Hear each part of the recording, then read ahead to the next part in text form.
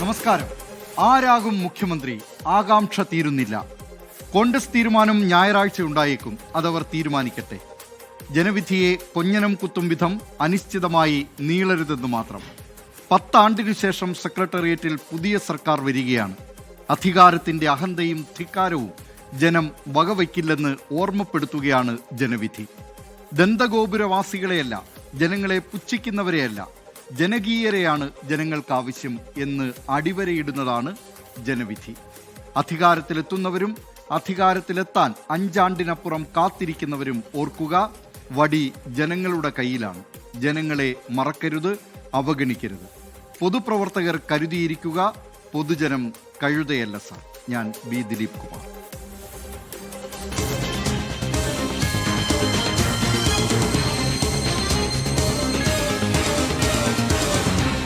പൊതുജനം കഴുതയല്ല സാർ. ഇപ്പോൾ തൃശൂർ ജില്ലയിലെ കൊടുങ്ങല്ലൂരിൽ വി ഡി സതീശൻ അനുകൂല പ്രകടനം കോൺഗ്രസ് പ്രവർത്തകർ നടത്തുകയാണ്. അതിന്റെ തത്സമയ സംപ്രേഷണത്തിൽ വിവരങ്ങളുമായി കൊടുങ്ങല്ലൂരിൽ നിന്ന് ശ്രീജിത്ത് ശ്രീകുമാരൻ ചേരുന്നു. ശ്രീജിത്ത്, പ്രകടനം തുടങ്ങിയോ? എന്തൊക്കെയാണ് വിശദാംശങ്ങൾ? ബി ദിലീപ് കുമാർ, അല്പസമയം മുൻപാണ് ഏതാണ്ട് 100 കണക്കിന് കോൺഗ്രസ് പ്രവർത്തകരുണ്ട്. വി ഡി സതീശൻ അനുകൂലികളാണ്. അവർ വലിയ മുദ്രാവാക്യം വിളികളുമായി രംഗത്തിറങ്ങിയിരിക്കുന്നത്. പട നയിച്ചവർ, മുന്നിൽ നിന്ന് പട നയിച്ച എന്നാണ് ആ മുദ്രാവാക്യം. അതായത് കെ.സി. വേണുഗോപാലിന് 47 MLA-മാരിലധികം പിന്തുണ ഉറപ്പായി എന്ന ഉറച്ച ഘട്ടത്തിലാണ് പ്രവർത്തകർ വി ഡി സതീശനായി തെരുവിലിറങ്ങുന്നത്. പ്രവർത്തകർ കൃത്യമായ രീതിയിൽ മുദ്രാവാക്യം വിളിക്കുന്നുണ്ട്, മുന്നറിയിപ്പ് നൽകുന്നുണ്ട്. ഇവിടെ ഒരു വലിയ അനുസ്മരണ പരിപാടി കഴിഞ്ഞിരുന്നു. അതിനുശേഷമാണ് വലിയ പ്രതിഷേധം ജനങ്ങളുടെ ഭാഗത്ത്. ഈ ജനങ്ങൾ വി ഡി സതീശനൊപ്പമാണ് എന്ന മുദ്രാവാക്യമാണ് അവർ ഉയർത്തുന്നത്. വി ഡി സതീശനെ മുഖ്യമന്ത്രി ആക്കണമെന്ന് തന്നെയാണ്. ജനങ്ങളുടെ വികാരമാണ്. ഹൈക്കമാൻഡ് ഇപ്പൊ കെ.സി. വേണുഗോപാലിന്റെ പേര് പറഞ്ഞാൽ നിങ്ങളുടെ നിലപാട്? ജനം തെരുവിലിറങ്ങും. ഇത് ഈ ജനവിധിയാണ്. ജനവിധി അട്ടിമറിക്കാൻ പാടില്ല.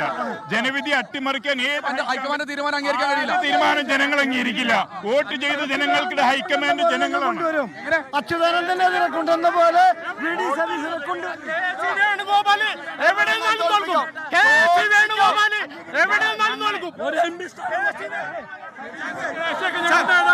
പക്ഷെ കേരളം ഇത്ര വലിയ റിസൾട്ട് എന്നത് മുന്നിൽ നയിച്ചുകൊണ്ട് മാത്രമാണ്. കൂടുതൽ MLA-മാരുടെ പിന്തുണ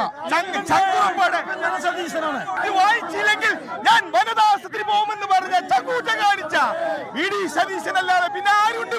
ഹൈക്കമാൻഡ് പറയുന്നത് ഞങ്ങൾ മുന്നിട്ടിറങ്ങും. ഹൈക്കമാൻഡ് ജനഹിതം കേൾക്കേണ്ടവരും രാജസ്ഥാനും തീർച്ചയായും അതാണ്. പ്രവർത്തകരുടെ വൈകാരിക പ്രകടനമാണ് കാണുന്നത്. വി ഡി സതീശന് വേണ്ടി കൃത്യമായ രീതിയിൽ അവർ കൃത്യമായി തന്നെ പറയുന്നു. വി ഡി സതീശന് വേണ്ടിയുള്ള മുദ്രാവാക്യം വിളികളാണ് കൃത്യമായ രീതിയിൽ അവർ ഉയർത്തുന്നത്. സതീശൻ മുഖ്യമന്ത്രി ആവണം തന്നെയാണ്. ഇപ്പോ കൂടുതൽ MLA-മാരുടെ പിന്തുണയൊക്കെ പ്രതിപക്ഷ K C. Venugopal, V D Satheesan സിന്ദാബാദ് ആ ഒരു മുദ്രാവാക്യം വിളിക്കുക. അതായത് കൃത്യമായ രീതിയിൽ കൂടുതൽ നേതാക്കളുടെ പിന്തുണ ലഭിച്ചിരിക്കുന്നത്, MLA-മാരുടെ പിന്തുണ ലഭിച്ചിരിക്കുന്നത് ഇദ്ദേഹത്തിനാണ്, അതായത് കെ.സി. വേണുഗോപാലിനാണെന്ന ചോദ്യത്തിന് വി ഡി സതീശൻ സിന്ദാബാദ് എന്ന ഒറ്റ മുദ്രാവാക്യം വിളിയാണ് നടത്തുന്നത്. എന്താ കൃത്യമായ രീതിയിൽ പ്രവർത്തകരുടെ വലിയ പ്രതിഷേധം ഈ മേഖലയിൽ നടത്തുന്നുണ്ട്. എന്തായാലും പ്രതിഷേധം നടക്കുകയാണ്. വലിയ പ്രതിഷേധത്തിലേക്ക് കാര്യങ്ങൾ പോയിട്ടുണ്ട്. എന്തായാലും വി ഡി സതീശന് വേണ്ടിയുള്ള പ്രകടനം കൊടുങ്ങല്ലൂർ ടൗണിൽ പുരോഗമിക്കുകയാണ്. കൊടുങ്ങല്ലൂരിൽ വി ഡി സതീശന് അനുകൂലമായി കോൺഗ്രസ് പ്രവർത്തകർ നടത്തുന്ന പ്രകടനമാണ്. ഏതായാലും ഇത്തരം ആവശ്യങ്ങളൊക്കെ ഓരോ നേതാക്കളുടെയും അനുയായികളൊക്കെ കേരളത്തിൽ നടത്തുന്നുണ്ട്. അന്തിമ തീരുമാനം പക്ഷേ കോൺഗ്രസ് ഹൈക്കമാൻഡാണ് എടുക്കുന്നത്. കോൺഗ്രസ് ഹൈക്കമാൻഡ് ആ തീരുമാനം എടുക്കുന്നതിന് വേണ്ടി പുതുതായി തെരഞ്ഞെടുക്കപ്പെട്ട MLA-മാർ ഇന്ന് നിയമസഭാ കക്ഷി യോഗം ചേർന്ന് പ്രമേയം പാസാക്കിയിരുന്നു. ആ പാർട്ടി കോൺഗ്രസ് അക്കാര്യത്തിൽ തീരുമാനമെടുക്കട്ടെ. ജനഹിതം, ജനവിധി, കോൺഗ്രസ് സർക്കാരിനെ നയിക്കണം, UDF ആ സർക്കാരിനെ നയിക്കണം. അതിലേറ്റവും കൂടുതൽ സീറ്റ് ലഭിച്ചിട്ടുള്ള കോൺഗ്രസിൻ്റെ നേതാവ് മുഖ്യമന്ത്രിയാകണം എന്നതാണ്. അതിൽ കോൺഗ്രസ് ഹൈക്കമാൻഡ് ഞായറാഴ്ചയോടുകൂടി തന്നെ തീരുമാനം എടുക്കും എന്ന് പ്രതീക്ഷിക്കാം. പൊതുജനം കഴുതയല്ല സാർ പോകുന്നത് മന്ത്രിസഭാ രൂപീകരണവുമായി ബന്ധപ്പെട്ട കാര്യത്തിലേക്ക് തന്നെയാണ്. ആഭ്യന്തരം മുതൽ ആരോഗ്യ മേഖല വരെ ഒരു 10 കാലം നീണ്ട LDF ഭരണത്തിൽ പഴികേട്ട വകുപ്പുകൾ ഒട്ടനവധിയാണ്. നയങ്ങളിലും പദ്ധതികളിലുമടക്കം അടിമുടി മാറ്റമാണ് അധികാരത്തിലേറുന്ന UDF സർക്കാരിന് വരുത്തേണ്ടി വരിക. മദ്യനയവും കിഫ്ബിയും തുടങ്ങി ആശമാരും പഠിക്കാനായി കുട്ടികൾ നാടുവിടുന്നതടക്കമുള്ള വിഷയങ്ങളിലും പുതിയ സർക്കാർ എന്ത് നിലപാട് സ്വീകരിക്കും? ജനം കാത്തിരിക്കുകയാണ്. വേണ്ടത് അടിമുടി മാറ്റം. കാണാം റിസർച്ച് ഡെസ്കിൽ നിന്ന് വിനയ് ഉണ്ണി തയ്യാറാക്കിയ റിപ്പോർട്ട്. മാറേണ്ടതും മാറ്റേണ്ടതും. നാട്ടിലെങ്ങും മദ്യം സുലഭമായ കാലം. സിന്തറ്റിക് ലഹരിയുടെ നീരാളിപ്പിടുത്തത്തിൽ യുവജനത കറങ്ങി വീണത് നോക്കി നിന്ന കാലം. കുട്ടികൾ പഠനത്തിനായി വിദേശത്തേക്ക് പോയ കാലം. എതിരാളികളെ കേസുകളിൽപ്പെടുത്തി വലിഞ്ഞു മുറുക്കിയ പോലീസ് രാജിന്റെ കാലം. വിഭവ സമാഹരണത്തിനായി ശക്തിപ്പെടുത്തിയ കിഫ്ബിയെ ഉപയോഗിച്ച് ഇമേജ് ബിൽഡിംഗ് നടത്തിയ കാലം. നിയന്ത്രണാതീതമായ മനുഷ്യ വന്യജീവി സംഘർഷത്തിൽ വലഞ്ഞ കാലം. നികുതി പിരിവിലെ കാര്യക്ഷമതയില്ലായ്മയും അവതാളത്തിലായ ലൈഫ് മിഷൻ പദ്ധതികളും തുടങ്ങി ആശ നശിച്ച ആശമാർ മുതൽ പരീക്ഷ എഴുതി റാങ്ക് ലിസ്റ്റിൽപ്പെട്ട ഉദ്യോഗാർത്ഥികൾ വരെ പെരുവഴിയിലായ കാലം. കത്രികയും പിടിപ്പുകേടുമായി ആരോഗ്യമേഖല കത്തിക്കയറിയ കാലം. ജനരോഷം വിളിച്ചു വരുത്തിയ പതിറ്റാണ്ട് കാലത്തെ ഒരു പിടി ജനദ്രോഹ നയങ്ങളാണ് പിണറായി സർക്കാരിന്റെ വൻ പതനത്തിലേക്ക് നയിച്ചത്. ഇതിനെല്ലാം അധികാരത്തിലെത്തിയ UDF സർക്കാരിലൂടെ മാറ്റം സംഭവിക്കുമെന്ന പ്രതീക്ഷയിലാണ് ജനം. കേരളത്തിലെ വനാതിർത്തികളുമായി പങ്കെടുക്കുന്ന ഒട്ടനവധി നിയോജകമണ്ഡലങ്ങളും പഞ്ചായത്തുകളുമുണ്ട്. ശാശ്വതമായ ഒരു പരിഹാരം ഇതുവരെ ഉണ്ടാക്കിയിട്ടില്ല. ഇപ്പോൾ പല സ്ഥലങ്ങളിലും ആനയ്ക്കൊക്കെ നൽകാൻ വേണ്ടി ഇലക്ട്രിക് ഫെൻസിംഗ് ഒക്കെ ഉണ്ടെങ്കിലും അതൊന്നും പ്രോപ്പറായിട്ട് മെയിൻറ്റെയിൻ ചെയ്യാനുള്ള സംവിധാനം വനം വകുപ്പിനോ കൃഷി വകുപ്പിനോ ഇല്ല. കോടിക്കണക്കിന് രൂപ ഗവൺമെൻറ് മുടക്കി ഇലക്ട്രിക് ഫെൻസിംഗ് ഉണ്ടാക്കിയെങ്കിൽ പോലും അതിൻ്റെ മെയിൻ്റനൻസ് പ്രോപ്പറായിട്ട് നടക്കാത്തത് കൊണ്ട് അതിൻ്റെ അകത്ത് ഇലക്ട്രിക് കണ്ടക്ടിവിറ്റി ഇല്ല. എന്തെങ്കിലും ഒരു പള്ളയോ ഒരു കമ്പോ വന്ന് വീണാൽ പോലും ഈ കാര്യങ്ങളിലെ കറണ്ടിൻ്റെ പാസേജ് വെക്കുകയും വന്യമൃഗങ്ങൾ ഉള്ളിലേക്ക് കയറുകയും ചെയ്യുന്നു. അപ്പോൾ ഈ ജാഗ്രതാ സമിതികൾ രൂപീകരിക്കുകയാണെങ്കിൽ കുറെ കാര്യക്ഷമമായിട്ട് നടത്തുവാൻ സാധിക്കും.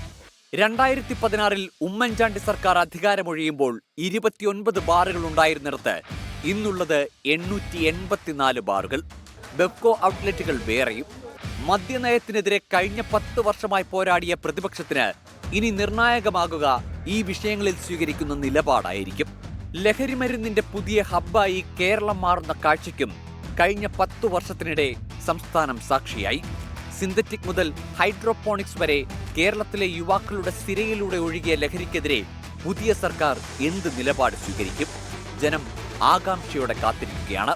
തൊഴിലിനും പഠനത്തിനുമായി യുവാക്കൾ സംസ്ഥാനം വിടുന്നതിനെക്കുറിച്ചും കേരളത്തിന്റെ ഉന്നത വിദ്യാഭ്യാസ മേഖലയിൽ വരുത്തേണ്ട സമഗ്രമായ മാറ്റത്തെക്കുറിച്ചും പുതിയ സർക്കാർ എന്ത് നിലപാട് സ്വീകരിക്കുമെന്നതും ജനങ്ങളുടെ മനസ്സിലുണ്ട്. പ്രത്യേകിച്ച് കലാലയങ്ങളിലെ രാഷ്ട്രീയ പ്രവർത്തനം ഉന്നത വിദ്യാഭ്യാസ മേഖലയുടെ നിലവാരത്തെ തകർക്കുന്നുവെന്ന വിമർശനങ്ങൾക്കിടെ സംസ്ഥാനത്തേക്ക് കൂടുതൽ വ്യവസായങ്ങളും നിക്ഷേപങ്ങളും എത്തിക്കാൻ പുതിയ സർക്കാർ എന്തൊക്കെ ചെയ്യുമെന്നതും സസ്പെൻസ്. ബജറ്റിന് പുറത്ത് വിഭവ സമാഹരണം നടത്തി പദ്ധതികൾ നടപ്പിലാക്കുന്ന കിഫ്ബിക്കെതിരെ ശക്തമായ നിലപാട് സ്വീകരിച്ച UDF അധികാരത്തിലെത്തിയാൽ എന്ത് ചെയ്യുമെന്നതും കാത്തിരുന്ന് കാണണം. സംസ്ഥാന ഖജനാവിൽ പൂച്ച പെറ്റിക്കിടക്കുകയാണെന്നാണ് VD സതീശൻ തിരഞ്ഞെടുപ്പ് സമയത്ത് ആരോപിച്ചത്. അതേ ഖജനാവിലേക്ക് പണം എത്തിക്കുകയെന്ന ഭഗീരഥ പ്രയത്നമാണ് UDFന് മുന്നിലുള്ളത്. കേരളയിലും K-ഫോണും K-സ്റ്റോറും മുതൽ സ്ത്രീകൾക്ക് സൗജന്യ യാത്ര പ്രഖ്യാപിച്ച KSRTC വരെ ലാഭത്തിലായെന്ന് LDF സർക്കാർ അവകാശപ്പെടുന്ന KSRTCയുടെ കാര്യത്തിൽ UDF നിലപാട് എങ്ങനെയായിരിക്കുമെന്നതും ജനം ഉറ്റുനോക്കുന്നു. സൗജന്യ യാത്രാ പ്രഖ്യാപനം KSRTCയുടെ നടുവൊടിക്കുമെന്ന ആരോപണം ഇപ്പോൾ തന്നെ UDF നേരിടുന്നുണ്ട്. ദാശന്മാരെല്ലാവരും ഈ ചെറിയൊരു വേതനം വെച്ച് ജീവിച്ചു പോകുന്ന ആൾക്കാരാണ്. അപ്പോൾ നമുക്ക് പുതിയ സർക്കാരിൽ നമ്മൾ നല്ലൊരു പ്രതീക്ഷ വെച്ച് പുലർത്തിയിട്ടുണ്ട്. എന്തായാലും ഞങ്ങളെ കൈവിടില്ലെന്ന് ഞങ്ങൾക്ക് പൂർണ്ണ വിശ്വാസമുണ്ട്. VD സതീശൻ സാറ് പറഞ്ഞേക്കണ അങ്ങനെയാണ്. ആശമാർ നിങ്ങളെയാണ് ഒരിക്കലും കൈവിടൂല, നിങ്ങൾക്ക് ശമ്പളം കൂട്ടിത്തരും, 21,000 ആക്കും, നിങ്ങളെ സ്ഥിരപ്പെടുത്തും എന്നുള്ള രീതിയിലാണ് നിൽക്കുന്നത്. LDF സർക്കാരിന്റെ ഫ്ലാഗ്ഷിപ്പ് പദ്ധതിയായി അവതരിപ്പിക്കപ്പെട്ട ലൈഫ് മിഷൻ വിഷയത്തിലും UDF സർക്കാരിന്റെ നിലപാട് പ്രസക്തമാണ്. ലൈഫ് കിട്ടാതെ പലയിടത്തും പദ്ധതി താളം തെറ്റിയ അവസ്ഥയാണ് സംസ്ഥാനത്തുള്ളത്. കേരളം കണ്ട സെക്രട്ടേറിയറ്റിന് മുന്നിലെ ആശാസമരത്തിലും UDF നൽകിയ ഉറപ്പ് പാലിക്കപ്പെടേണ്ടതുണ്ട്. അധികാരത്തിലെത്തിയാൽ ആദ്യ മന്ത്രിസഭാ യോഗത്തിൽ തന്നെ ആശമാരുടെ പ്രശ്നം പരിഹരിക്കുമെന്നായിരുന്നു VD സതീശൻ ആശാ വർക്കർമാർക്ക് നൽകിയ ഉറപ്പ്. വെള്ളക്കര മുതൽ വൈദ്യുതി ബിൽ വരെ വിലക്കയറ്റമടക്കം ജനങ്ങളുടെ പോക്കറ്റ് കൊള്ളയടിക്കുന്ന ഒട്ടേറെ വിഷയങ്ങളിലും UDF നയം വ്യക്തമാക്കേണ്ടതുണ്ട്. ഇപ്പം ഞാനൊരു 15,000 രൂപയും കൊണ്ട് പോയാലും എനിക്ക് അവിടുന്ന് ഇവിടുന്ന് വീണ്ടും ബോറോ ചെയ്യേണ്ട സിറ്റുവേഷൻ.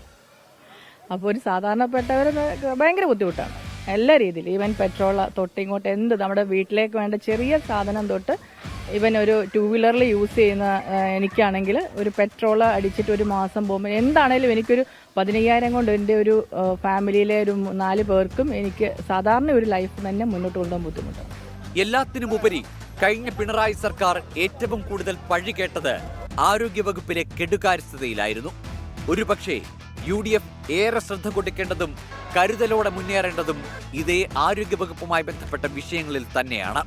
അതേ പൊതുജനം കാത്തിരിക്കുകയാണ് പുതിയ സർക്കാർ സ്വീകരിക്കുന്ന പുതിയ കാലത്തെ പുതിയ നിലപാടുകൾക്കായി. Research desk 24.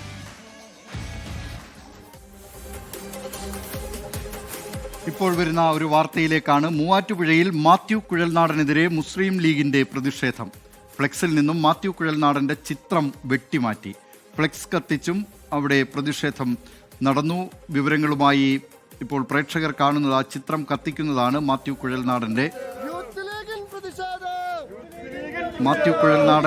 മുസ്ലിം ലീഗുമായി ബന്ധപ്പെട്ട് രാവിലെ നടത്തിയ പരാമർശം, അതായത് മുഖ്യമന്ത്രിയെ തീരുമാനിക്കേണ്ടത് കോൺഗ്രസ് ആണ്, കോൺഗ്രസ് അക്കാര്യം തീരുമാനിക്കട്ടെ, അതിൽ ഘടകകക്ഷികൾ ഇടപെടരുത് എന്ന അഭിപ്രായമായിരുന്നു പറഞ്ഞിരുന്നത്. അതുമായി ബന്ധപ്പെട്ടാണ് ഈ പ്രതിഷേധം. മൂവാറ്റുപുഴയിൽ പുന്നമറ്റം എന്ന് പറയുന്ന സ്ഥലത്താണ് നടക്കുന്നത്. വിവരങ്ങളുമായി ആൻമരിയ സണ്ണി ചേരുന്നു. ആൻമരിയ സണ്ണി, എന്തൊക്കെയാണ് വിശദാംശങ്ങൾ? കുമാർ, ഈ മാത്യു കുഴൽനാടനെതിരെ വ്യാപകമായിട്ട് മുസ്ലിം ലീഗിന്റെ പ്രതിഷേധം നടന്നു വരികയാണ്. ഇതിനിടയിലാണ് ഇപ്പോൾ മൂവാറ്റുപുഴയിലും ലീഗിന്റെ പ്രതിഷേധം നടക്കുന്നത്. മാത്യു കുഴൽനാടന്റെ ചിത്രം വെച്ചിരുന്ന ഫ്ലെക്സ് ബോർഡുകൾ, അതിനകത്ത് നിന്ന് മാത്യു കുഴൽനാടന്റെ ചിത്രം കീറി മാറ്റുകയും അതോടൊപ്പം തന്നെ ഈ ഫ്ലെക്സ് ബോർഡുകൾ കത്തിച്ചുകൊണ്ടുമാണ് ലീഗിന്റെ പ്രതിഷേധം നടക്കുന്നത്. ആ ഫ്ലെക്സ് ബോർഡിൽ മാത്യു കുഴൽനാടനെ കൂടാതെ തന്നെ രമേശ് ചെന്നിത്തല, VD സതീശന് ഉൾപ്പെടെയുള്ളവരുണ്ട്. ഇവർ ഇനി നാട് നയിക്കട്ടെ എന്നുമായിരുന്നു ആ ഫ്ലെക്സ് ബോർഡിൽ ഉണ്ടായിരുന്നത്.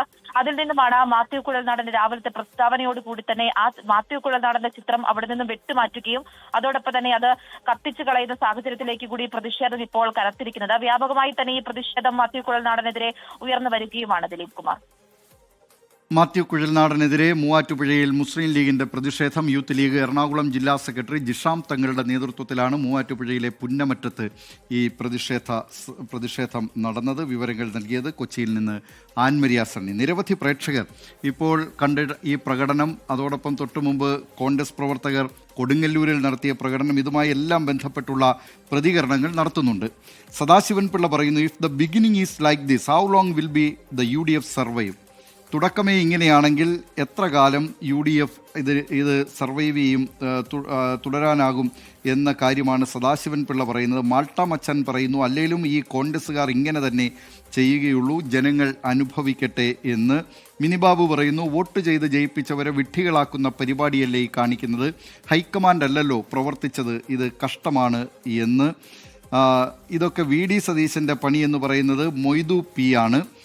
എല്ലാവരും എല്ലാ ജില്ലയിലും ഇറങ്ങൂ എന്ന് MTA കോട്ടയിൽ പറയുന്നുണ്ട്. അങ്ങനെ ആ നിലയിൽ നിരവധി പ്രതികരണങ്ങൾ ഇതുമായി ബന്ധപ്പെട്ടൊക്കെ വരുന്നുണ്ട്. പൊതുജനം കഴുതയല്ല സാർ, ഇനി പോകുന്നത് LDFിൻ്റെയും CPIMൻ്റെയും പരാജയം സംബന്ധിച്ച കാര്യങ്ങളിലേക്കാണ്. എന്തുകൊണ്ട് CPIM തോറ്റു?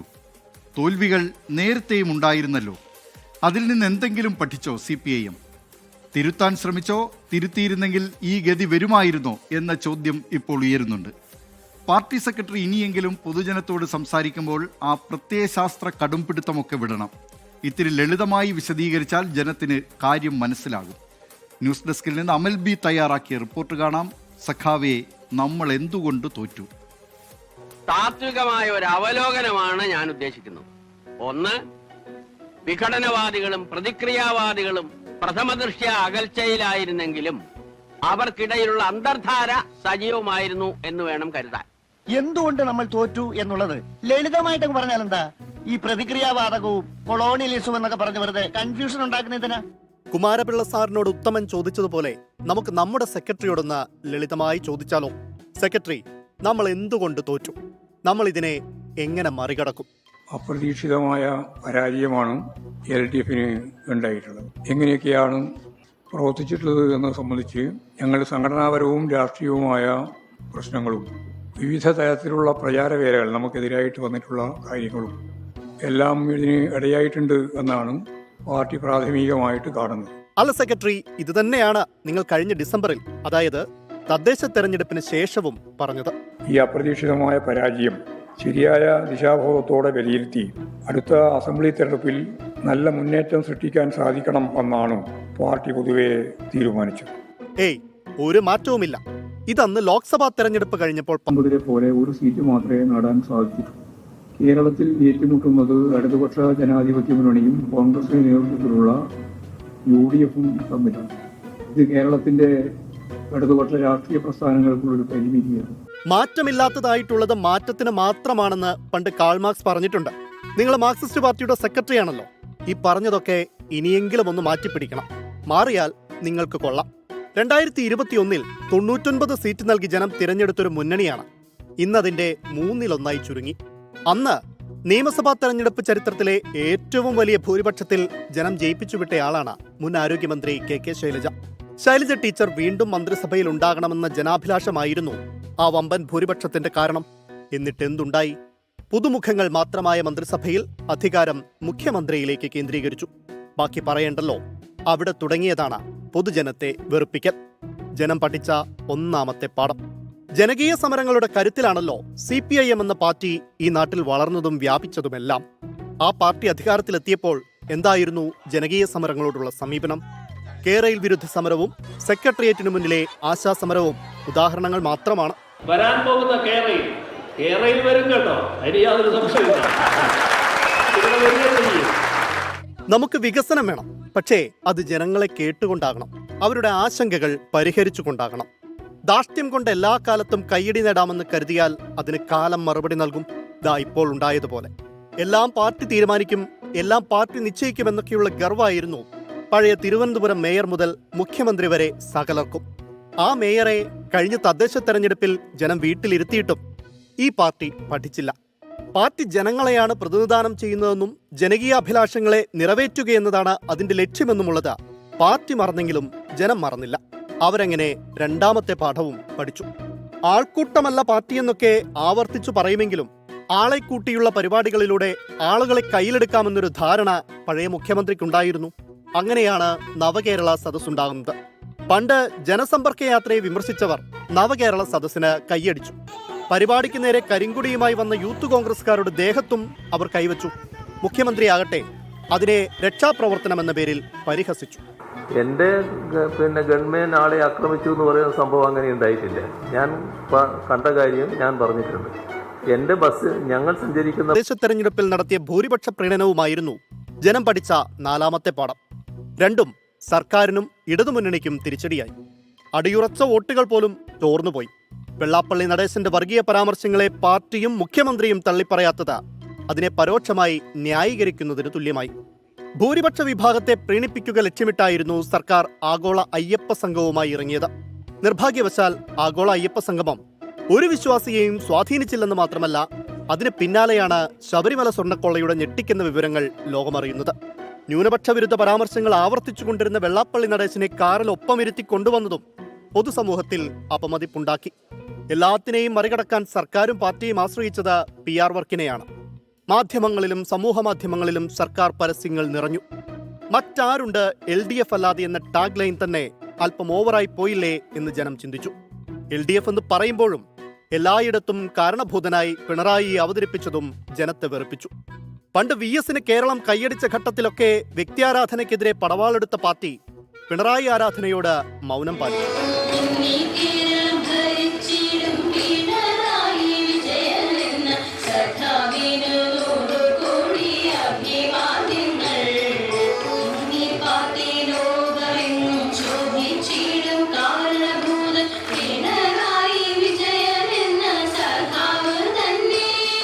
ഇക്കഴിഞ്ഞ 5 വർഷം തിരുത്താൻ ഏറെയുണ്ടായിരുന്നു CPIM-ന്. അവസരങ്ങളും ഏറെ ലഭിച്ചു. തിരുത്തിയില്ലെന്ന് മാത്രമല്ല, തെറ്റുകളെ തെറ്റുകളായി ഏറ്റുപറയാൻ പോലും തയ്യാറായില്ല. എന്തുമാകാമെന്ന് കരുതിയിരുന്ന സെക്രട്ടറിയും മുഖ്യമന്ത്രിയും ഇപ്പോഴെങ്കിലും തിരിച്ചറിയണം, പൊതുജനം കഴുതയല്ല സാർ.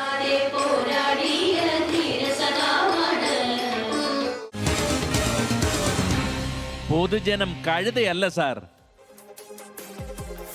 നേതൃത്വം എപ്പോഴെങ്കിലും ഇതൊക്കെ തിരിച്ചറിയുമോ എന്നതൊക്കെ കണ്ടറിയേണ്ടിയിരിക്കുന്നു. ഇല്ലെങ്കിൽ പ്രതിക്രിയാവാദികളും വിഘടനവാദികളും തമ്മിലുള്ള അന്തർധാരയെന്ന് നേതാക്കൾ ആവർത്തിച്ചുകൊണ്ടേയിരിക്കും. ഇത്തരം പരാജയങ്ങൾ സംഭവിക്കുമ്പോൾ സുകുമാരൻ KK പറയുന്നു, അണികളിലേക്ക് ഇറങ്ങിച്ചെന്ന് തിരുത്തുമെന്ന് പറഞ്ഞത് വെറും അധര വ്യായാമം മാത്രമാണെന്ന് സഖാവ് കുഞ്ഞുകൃഷ്ണൻ പറഞ്ഞത് കേട്ടില്ലേ എന്ന്. അതെ, അദ്ദേഹത്തിൻ്റെ ആ പുസ്തകത്തിൻ്റെ തലക്കെട്ട് പോലെ തന്നെ നേതൃത്വത്തെ അണികൾ തിരുത്തട്ടെ എന്ന് മാത്രമേ പറയാൻ കഴിയുള്ളൂ.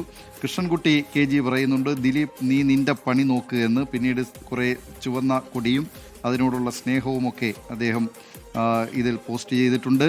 കണ്ണൻ താഴെ പറയുന്നു, ജനങ്ങൾ വോട്ട് ചെയ്തില്ല അതുകൊണ്ട് തോറ്റു, അത്രയേ ഉള്ളൂ. രവികുമാർ PB പറയുന്നു, അന്തർധാര തന്നെയാണ് LDF തോൽക്കാൻ കാരണമെന്ന്. ഈ നിലയിൽ നിരവധി പ്രതികരണങ്ങൾ പ്രേക്ഷകരുടെ ഭാഗത്തു നിന്ന് വരുന്നുണ്ട്.